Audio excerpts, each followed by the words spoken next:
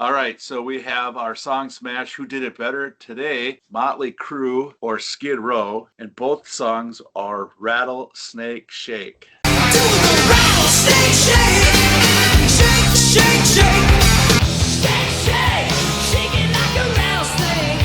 Boom, boom. Going into it, I originally was like, oh, this will be easy. Skid Row all the way. Then I gave the Mötley version another listen, and then I listened to it a second time, and then I listened to it a third time. I'm like, wow, I overlooked this tune a little bit too much when it came out. It's got a good groove, and by the end, I'm like, now this ain't so cut and dry. I mean, I still probably do the Skid Row just by a hair for the aggression and a little bit more rawness. Kudos to Mick Mars and coming up with their groovy riff and some slide guitar in there. So yeah, it was close. I don't have a ton more to add. I think I agree with Doug 100%. It is very close for me, and if I had to pick one, I'd probably give the edge to Skid Row just because I like Sebastian's vocals better than Vince. I'm kind of surprised that neither one of the record companies for these albums released these songs as singles. I think they're both strong enough that they could have, if they would have been made into an MTV video, they would have gotten some airplay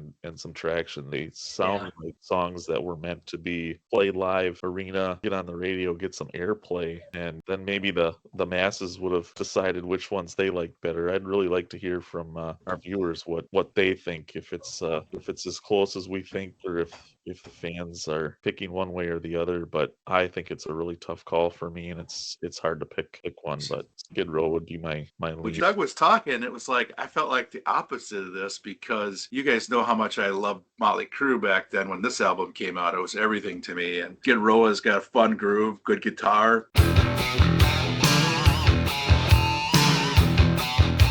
A little breakdown that's short and sweet.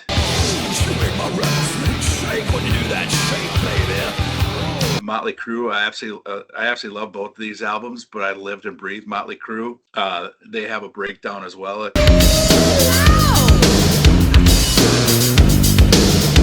Both can be a little repetitive. Mötley Crüe more because it's a little longer, and both kind of saying the same thing, which is ironic that they come out not too far apart. Not a great solo by Skid Row, but there's no solo in Mötley Crüe's, which surprised me. I feel like I remember there being a solo. But Mick was out that day. He was.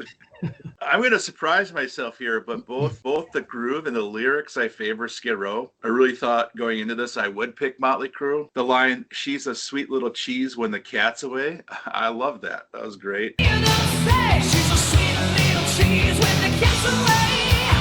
But Prince Charming ain't in fashion. Another good line. And then with Mötley Crüe, I'm not so sure about calling 976 and letting his hand do the rest.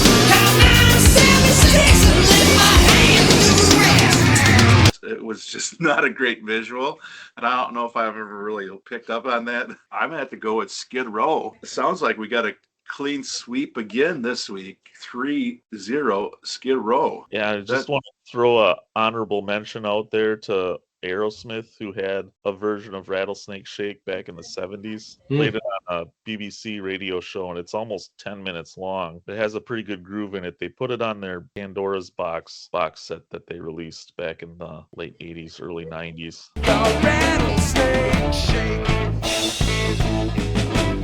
And it's pretty good. I'd check it out, but it doesn't. I'll have to try to find it. Yeah, doesn't measure up to either one of these two. As I was listening to these two last night, I think it was Fleetwood Mac or somebody had one too, and I didn't listen to it long enough to give it critique. But they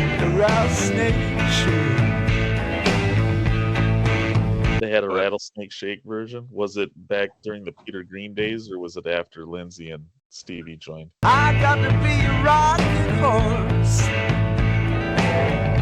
This one also had me thinking, how many songs that are different have the same name? Like I can think of 7 different versions of one between Metallica and U2 and the Bee Gees and Elton John and Three Dog Night. I mean,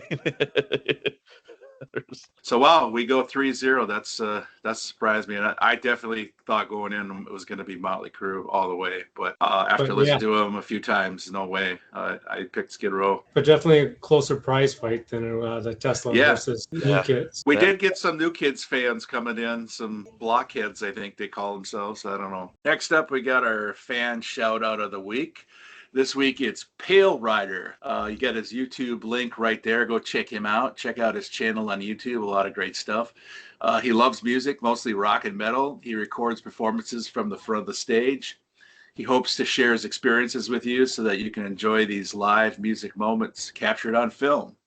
And thank you for being a fan, Pale Rider. Yeah, thanks, bud. One of his videos did end up causing a little bit of a stir. Maybe that would be a good news segment. Yeah.